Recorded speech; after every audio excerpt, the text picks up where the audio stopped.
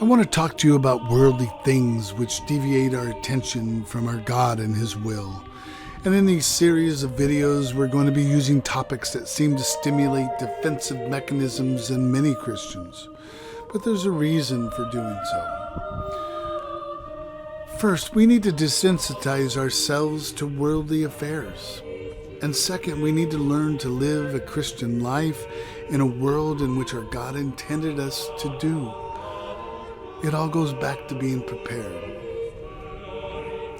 Every person we know, read about, and every person we'll meet were born, lived, and died on this earth. Everything we know, everything we've learned, everything we've developed and created has been done here on this planet. All the adventures we've experienced personally and through others have all occurred here.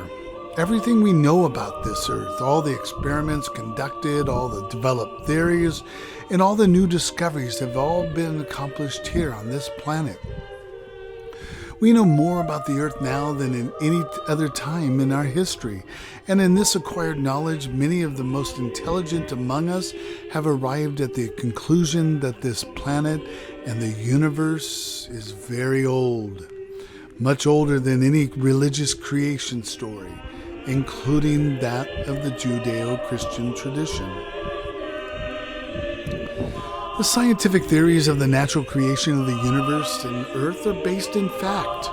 We must understand that theories aren't just ideas based on educated guesses. Theories are based on a large number of facts which point in certain direction. And according to prevailing theories, a very long time ago, on the scale of billions of years, there was a void where nothing existed. Within this void was a single point which contained all the mass in the universe. Approximately 13.8 billion years ago, this single point of mass experienced a rapid expansion that sent material in all directions. The empty void was now being filled with this mass. Then, over time, space, and gravitational forces, the matter began to merge and eventually came to form everything we see in the night sky.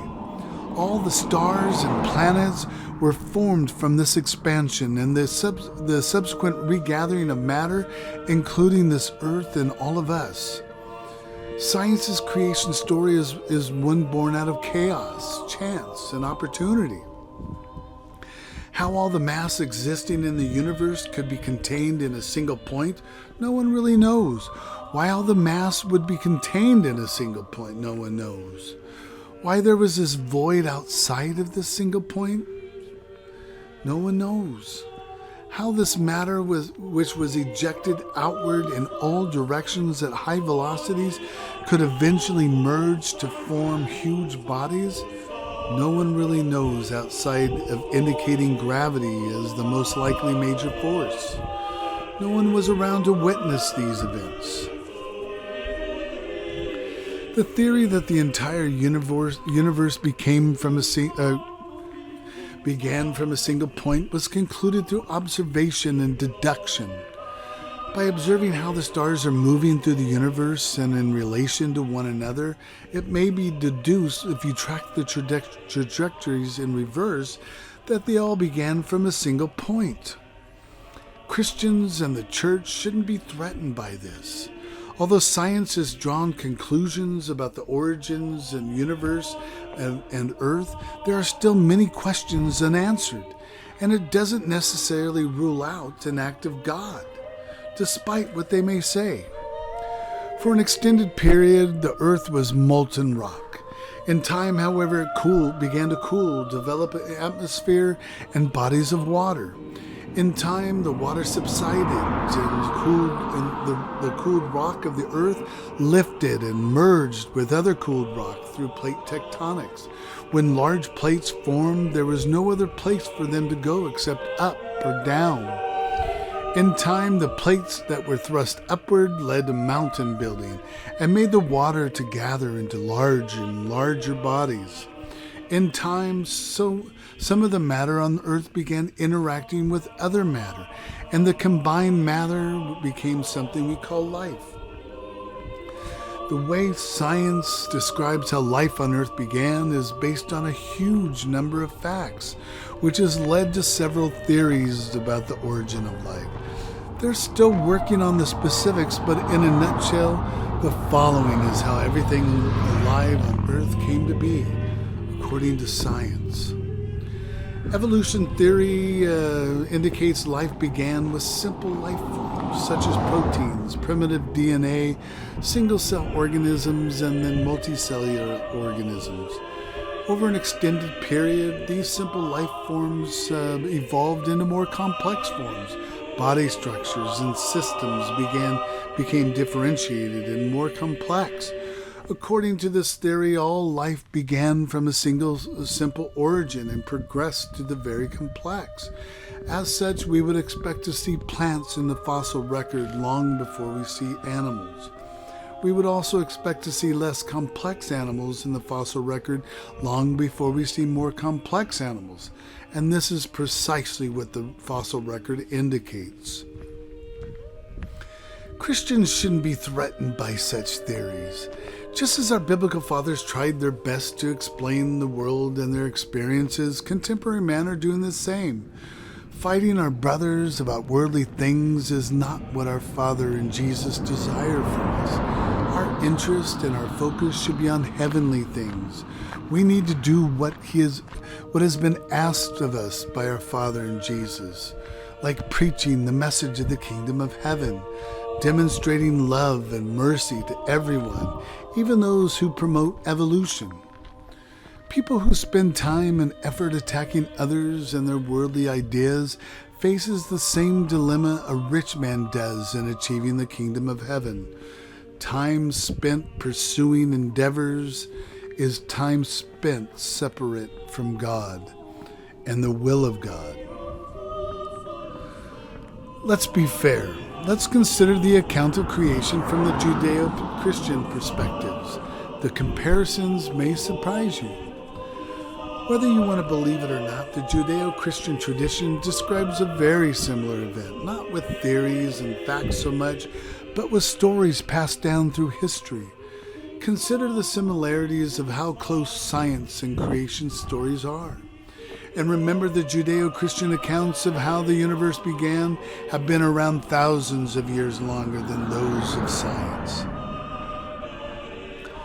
From nothing, the void and a single point of mass in the universe, God created the heavens and earth, the events of the Big Bang, coalescing mass, and the creation of the planets. God created light and separated the light from the darkness. The void of space before the Big Bang was completely dark. The formation of stars produced light. God separated the firmament from the waters. The event of planet cooling, the atmosphere condensing, the formation of water, plate tectonics, mountain building, and the gathering of water into lakes and seas. From the earth itself, God created the fauna, all the lesser creatures, and then man. Utilizing star stuff, the materials of the earth, and the processes of evolution, all life on earth began and progressed in complexity until man was realized. One version of the development of the universe and man was based in story and the inspiration of God, while the other was based in investigation and theory development. Both are remarkably similar, don't you think? While we shouldn't be arguing about this stuff at all, it's not the origins of the universe and earth we should be concerned about here. The end of the earth is where it gets interesting, and it's there where our life as faithful Christians begin. And what's truly remarkable are the similarities of the future fates of this planet based on New Testament accounts and scientific theories. Without going into the details of each, both insist the earth will be utterly destroyed in fire. Science suggests that in the time frame of some 5 billion years, years, our sun's capacity to maintain the balance between the natural expansive properties and of the heat generated by nuclear processes and the gravity to keep it contained will fail. The result will be a sun which will dramatically increase in size and eventually consume the inner planets in heat initially and fire subsequently. New Testament accounts indicate heaven and earth will undergo events at the end times that appear to be an intense series of meteor bombardments, which will end in the fiery destruction of both. Whether we're experiencing climate change now or not, there'll be a time in the future where science and the New Testament agree the earth will experience global warming. However interesting these topics are, faithful Christians shouldn't be wasting precious time and attention arguing with others over such topics.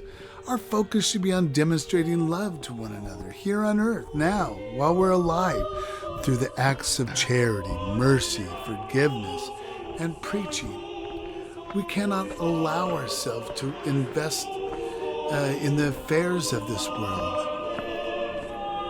This is the message of the kingdom of heaven. And Jesus warned us all what may happen to our hope when we invest ourselves in the affairs of the world.